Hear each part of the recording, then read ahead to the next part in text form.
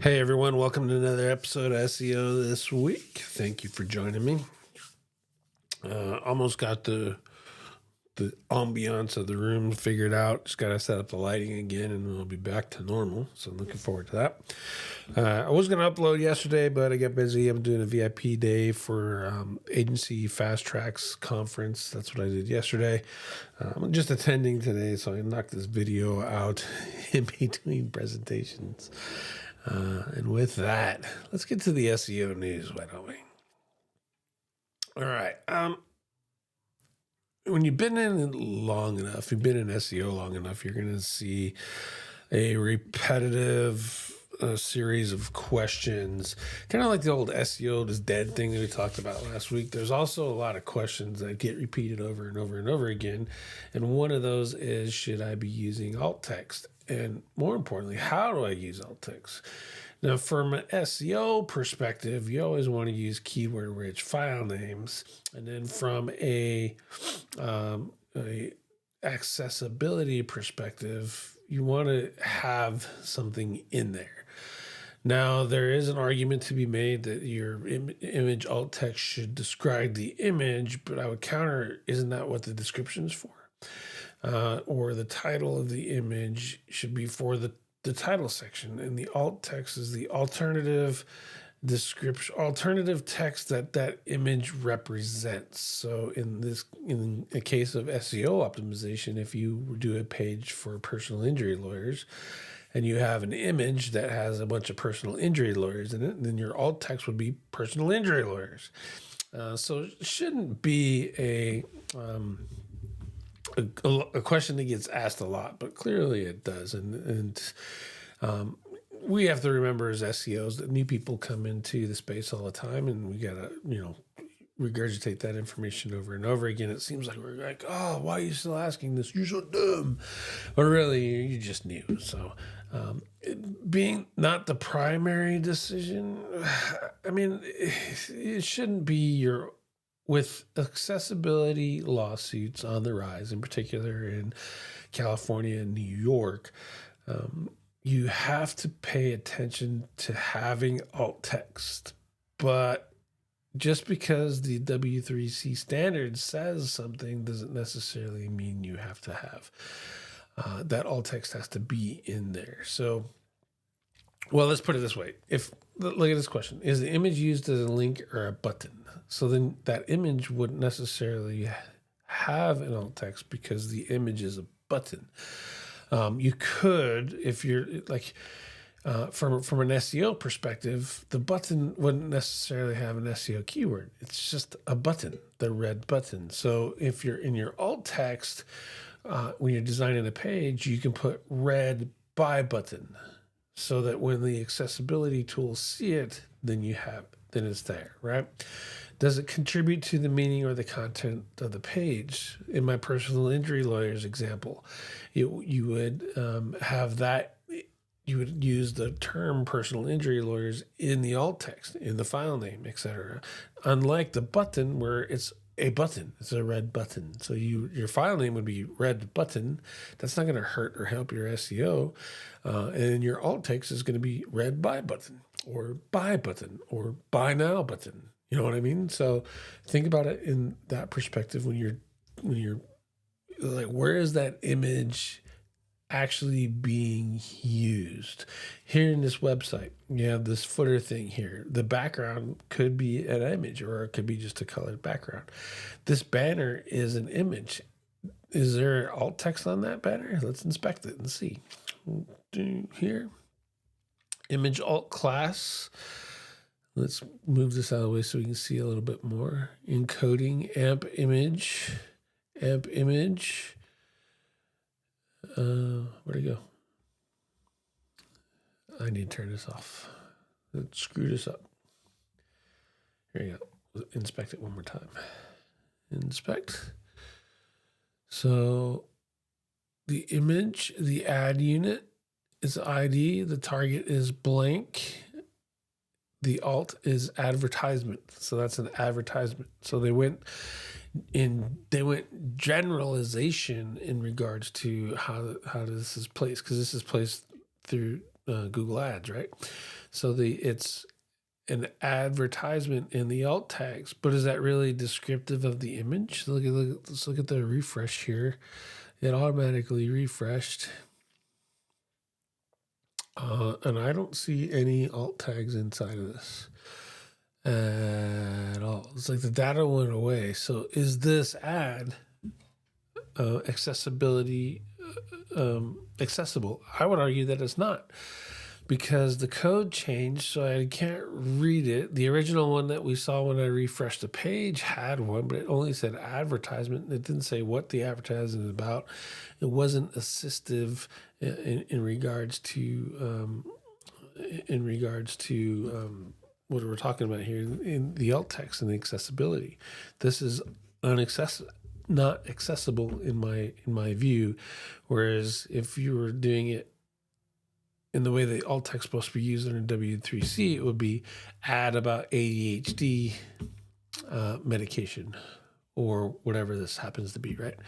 It would have descriptive alt text so that this would have ad about Silksy, ad about Rise from Trustpilot, ad about Silky, ad about intermittent age. Let's see, it probably doesn't have it. It's got alt class and the alt class, and there's no alt text. So in this case, all these ads are not accessible in regards to accessibility. I mean, a good lawyer, if they're running around chasing small businesses around for this, why aren't they calling out Google? Because all of these ads are bad. Or worse yet, Search Engine Journal gets one of those accessibility lawsuits because their ads are not accessible and you can't read them. So something to consider, obviously, but it's not also just I would argue that it should be your primary SEO decision. Is it related to the content? Yes, then it needs keywords for file names. If it's just related to design, then no, it's not an SEO. And now I can worry about accessibility. That's how I would handle that.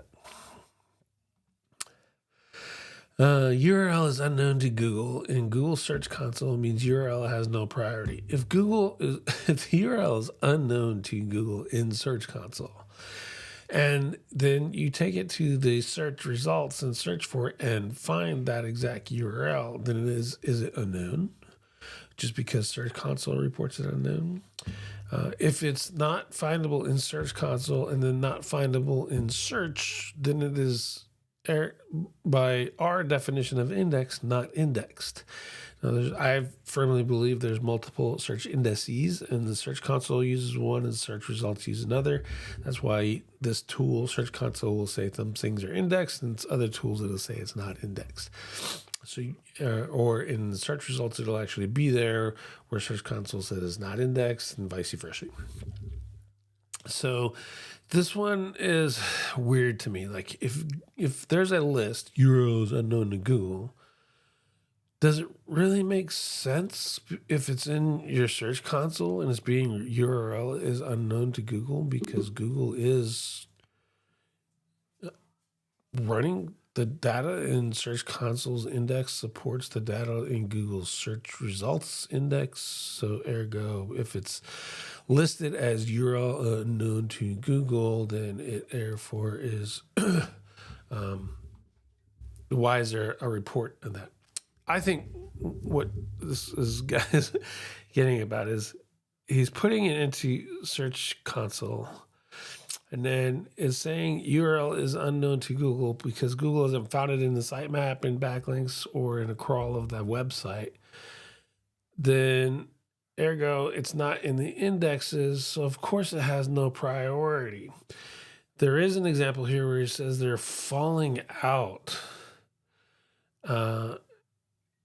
Index pages which become no index eventually get given this state, i.e. Google indexed it, crawled it, found it, indexed it, maybe ranked it, no one linked to it, and so Google dumped it out of its index. And I've seen that tons of times. And then when you go back and say unknown to Google is because there is no other reference to it. i.e. in backlinks, in search, in your sitemaps, etc. So this one kind of makes sense. At the end of the day, is the URL indexed or is it not? And then the priority is really just a priority of what you set in your crawl budget. Traffic is down, revenue is up. This one is, I kind of want to save this one. Let's see if I have it here. Where did I close it? Yeah, here we go. This one, and this one all kind of, or these two actually all relate to both relate to each other. And what we're talking about is HubSpot. HubSpot is the big one. HubSpot has had a content section where they were going after low-hanging fruit and leveraging the HubSpot's domain authority to capture more long-tail keywords and ergo build the traffic up or their reported traffic in tools. And like a lot of bigger authority sites, Google went through and manually pushed some buttons and stuff and took away a lot of their keywords that they're ranking for. Now, if you listen to Ryan Fishkin's, it makes sense. Traffic is down, but revenue is up because while you lost a lot of that irrelevant traffic, which I think this is shady right here, and look at it in his image, that's them shady too, and I'll tell you why in a second. While the traffic is down reportedly, and revenue would be up because the traffic that you are getting is generally spot on, high targeted keywords, and those spot on, high targeted, high converting keywords generally don't have a lot of traffic. Personal injury attorney example, just personal injury attorney, there's more traffic to that than there is for Pittsburgh personal injury attorney, but the Pittsburgh personal injury attorney is more likely to convert to leads than the regular personal injury attorney because someone has gone, the searcher has gone the extra step of adding a qualifier. Pittsburgh personal injury attorney. Pittsburgh personal injury attorney near me. Now I'm getting really close to, the more words I add to my search, the greater chance I'm adding to my likelihood of being a transactional searcher, right? So the reason this face, and this is the same face I made, is it shady as hell. Why is it shady as hell? Look, they intentionally changed the data presentation to 5 years to go, they just did this update and look what happened. But if you look at this a little bit closer, you can see it's well past, this is like a 6-month period of time that this has been going on, of them losing their traffic in some of their more unrelated terms. And they were losing them in some related terms too. So I brought some of that up into Ahrefs. I closed it because it was really basically telling the same story. This one is if you look at the data all time, makes it look like it's horrible. And then you actually add some realization to it. This one's even blown out 5 years, and it doesn't look as horrible, but it is misrepresenting what is actually going on. And if this was my site, I would probably look back far as 2024, and then that is the current state of my website. This is all pipe dreams and stuff, and you're probably never going to get any of that back. But this stuff right here is significant, and I want to look in this range. And so that's what they did here. Let me zoom in so you can see a little bit better. So and they're comparing the befores and after the change. You see that the blog generally, using the tools, lost roughly 200,000 keywords that it was ranking for. I don't give any stock whatsoever to this traffic number. I'm looking at keyword count. The traffic number is the estimation based off of CTR, and it's trash at the end of the day. They're not getting, or they might be getting more traffic than these tools are reporting off of these keywords. And their loss could or could not be as high as what these numbers say. So I don't give these any value. I'm looking at the keyword counts, and they lost like 220,000 keywords. If you break it down into where they lost it, it's a lot of these pages really that lost keywords. Like this one page about famous quotes lost 3,000. They have the shrug emoji. This is one everyone's showing up. And you see it actually gained because it was ranking really well, and then it's losing traffic. And if you break this down by countries, it's even more interesting, because you can see that like a lot of the numbers that they lost, there was Indian traffic. They lost like a lot of Indian traffic. Not as much as US, but it was their second largest traffic loser is India traffic. I mean, is that really going to hurt them? And in regards to Indian traffic, is the number of keywords that Indian searchers were seeing decreased. It's the same here, but it's not topical related. They didn't go and just, you see, not related, not related, not related, related to their business, related to their business, related to their business, arguably related to their business, not. And you see, there's no consistent. It's not like they went and just targeted targeted the keyword. It's like they were showing shrug emoji for a whole lot more keywords, in my opinion. If you look at this data right here, it gained 1,500 keywords, but it lost traffic. Where this one lost 3,200 keywords. So famous quotes, it was being shown for 32,000 keywords, and it lost 3,200 of them. Versus it's losing its ranking. So Google was rewarding it extra and then took a lot of that extra out and then replaced it with people who were more on spot point for those versus punishing HubSpot. So look at this data yourself and pay attention to people who are sharing these kind of graphs with you. 6 months is a good representation of current traffic to make decisions off of what's currently happening. This crap right here is trash. 5 years, all time. If you see those graphics, don't make decisions based off of those. Go look it up yourself and see what's going on in the now, in the algorithm of the now that really matters, versus this. This gets attention, but it tells a misleading story, in my opinion. That's a good header image, shock value, CTR image, like National Enquirer of SEO space. But, look at it like this. See this revenue. Yeah, keywords drop, but the revenue is going up. Right? This looks scary, but is it really representative truly of what's going on? So when you're making those analysis and you're looking at these sites, oh, look how horrible it is for HubSpot. HubSpot is not doing horrible whatsoever.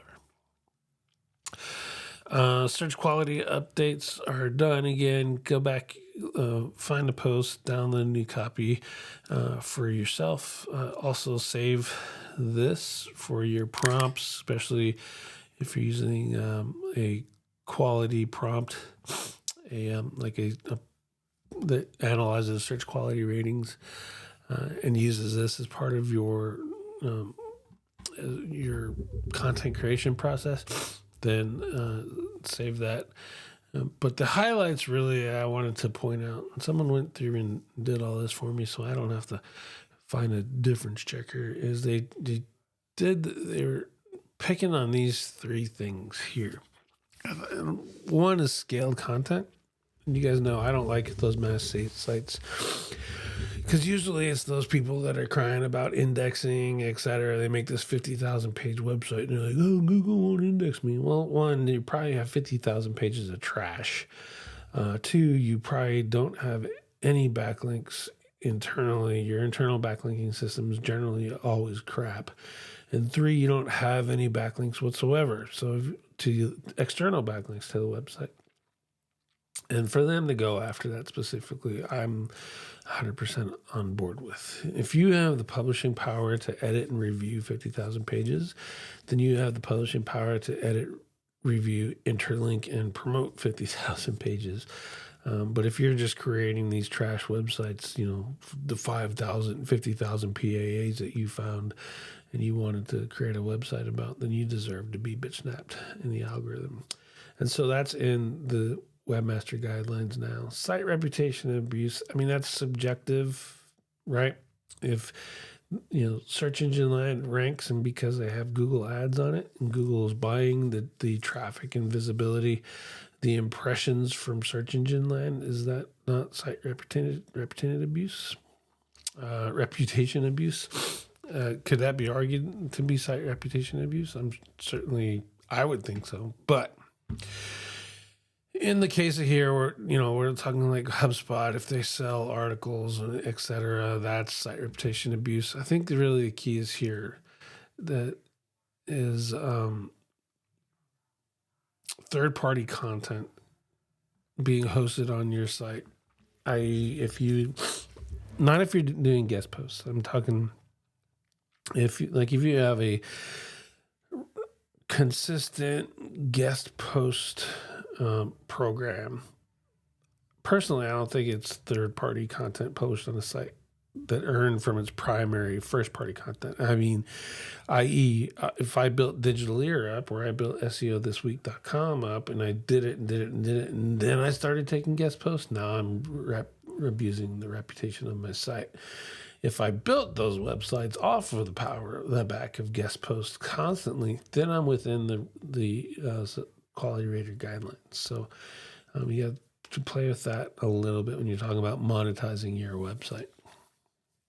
But I would be cautious to jump onto Parasite SEO, especially a whole bunch of sites where a lot of people know that they can get their stuff, because Google could just as easily, one, demote that site, or two, turn that into, if you have a link from this website, you're bad, and we can use that as a qualifier to demote your website. I mean, they did that with Blogspot. And then the expired domain abuse. This one's kind of lame. They put it in there all the time. But I think really it's hosting content provides little or no value to users. If your content provides little or no value to 99% of the people that come there, but 1% provides value, do you qualify? I mean, not everyone is going to be looking for SEO news. So does that mean my content is not valuable to users because the billions of people on YouTube don't watch it? Who knows? So I think this part here is really subjective. But most people that are doing what they're going after are buying expired domains and then building up a mass site with AI. And then to me, that's logical that they would have a problem with that, and outline that a little bit more.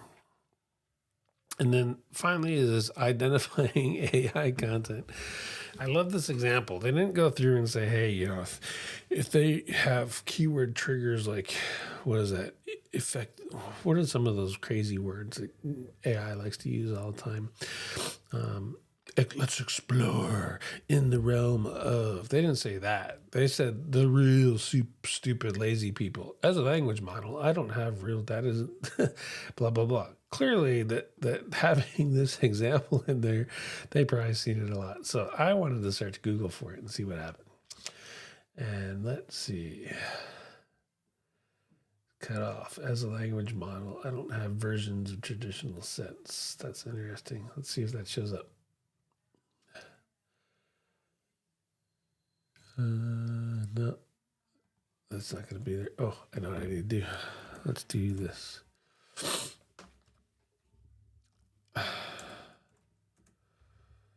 There you go. One result.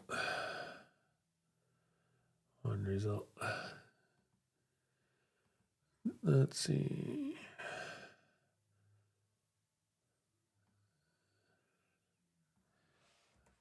Maybe they already got rid of it. The examples to see.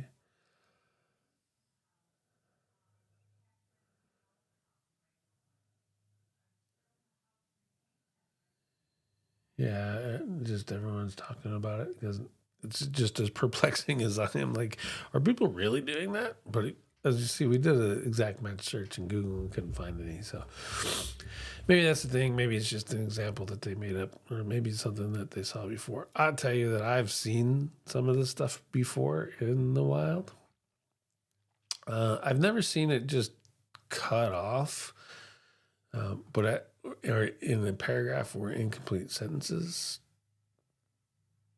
But I edit all my stuff too, and I run it through Grammarly. Maybe just because I was flying through, I never noticed. But I haven't seen that. I would argue that it would be more likely tools to do that, where you have a strict requirement for word counts, and it gave you the exact word count, and then it stopped there. That could be a possibility where that comes into play.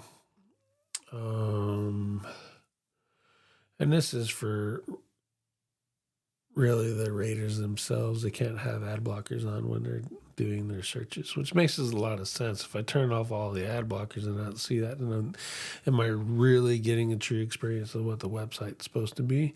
And maybe the ads supplement the content or the presentation of the website, and without it, it looks like thin content, whereas the ads bring it all together in a design perspective. And 8 websites driving insane traffic using calculators. I wanted to bring this up because there's a lot of people talking about these calculator things. You see, this is an older post too. So, but a lot of people talk about these calculators, and I've seen a couple examples where they actually do some pretty good.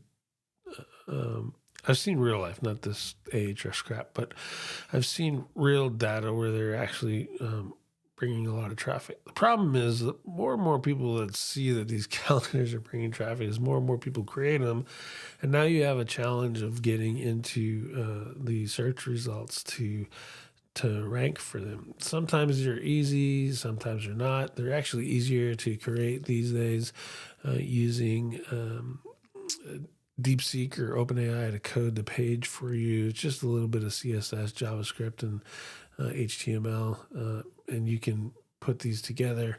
Here's a search for more different types of calculators and just find one that's related to your thing, and you can potentially rank for it. I would argue that one of the big things is you have to worry about the content that goes along with it, like TF, IDF, calculator. Let's see if I'm still here. Yeah, number 4, right? I was number 1, and I did that with just the calculator, and I would have to probably do some more work and up the some of the content and stuff. Let's see. Let's compare his versus mine. He's got more. This is more straightforward. So theoretically, I could delete some of that blocks of content from that. If I were so inclined, but mine is designed specifically for website auditor, and this search, it says there's 140,000 people, but it doesn't really get as much traffic as you like to think. You can see right here, just from the last 90 days. Let's do 28-day period. And that feature doesn't work. Can't change it. 28 days. Yeah, you see, it's not doing nothing. Let's do queries.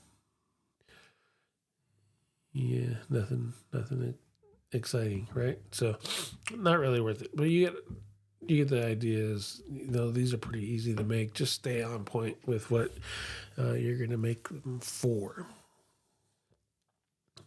Okay, let's get into the questions I found that I think a bunch of other people would generally have. And really, I'm going to skip his whiny story, but does dynamic interlinks on a static page affect SEO and link equity? One, there's the concept of equity and juice I would argue, is a remnant of the PR days when we had PR toolbar. So if a PR6 site links to a PR5 site, and the PR5 site links to the site that the PR5 site linked to, you get a PR4. And the idea is link equity is lessened as you go out, and the more links you have, you go out, and et cetera. And I don't think that's true at all. I don't think that's, I mean, if you have 10 links versus 10,000 links, then yeah, the value of that link is less. But I think the value of a link is the value of the link, irregardless if you have 1 or 100 links, or in this case, dynamic links or static links. I will say that the setup that he's talking about here is he wants to remove static links off of his page and use JavaScript probably JavaScript or server-side rendering to fill in the backlinks. And if Google can't see those, then they're not there. Then they're not inner links. And he's doing it from his homepage, which generally would have the highest amount of authority of the entire website. It's the golden goose of the website, for example, and you want to link to your most important pages from the homepage. So taking that out and switching it to dynamic is actually going to hurt yourself. So be careful with the word dynamic. It sounds sexy and, I want to make dynamic content or dynamic this or dynamic that. But if Google isn't seeing it because of your dynamic magic, then and it closes your backlinks out, or it actually creates, could go the other way and make crazy ass pages. E-commerce, when they have the search stuff and Google dynamically goes in there and just adds words to the search thing, and it just makes URLs, and now it's crawling into oblivion. That's a product of dynamic. So be very, very careful when dealing with dynamic anything. Further text and code is displayed in the search snippets. This is a good example of Google's machine learning going awry. Like, here's the title and then this is the site snippet, so this makes sense that it would be single word, but then it's getting this stuff out of the footer, and that's just the machine learning really not finding anything else on the page, and it's like whatever, and just kind of stops and, okay, this is what we're going to show. I would look at the on-page stuff, because you know that machine learning isn't going to use your meta description for those pages, is not going to use the title, it's going to use this. And find a way to put it in your content a little bit better to adjust this problem. But at the end of the day, you can only do so much in forcing what Google is telling. So if you can't add necessarily words to get them to find some stuff better, then you just can't do it. You have to live with it, unfortunately. And that goes the same with this, the actual meta descriptions on your page. If you have a volatility tool which does multiple searches, you'll see the machine learning changes the meta descriptions, it changes the title tag, and roughly estimations about 70%. It's been my experience, they pretty much change everyone's stuff though. And so you got to figure out where they're getting that from and then go from there. All right. Okay, that's all I have this week. I'll see you next week for another episode.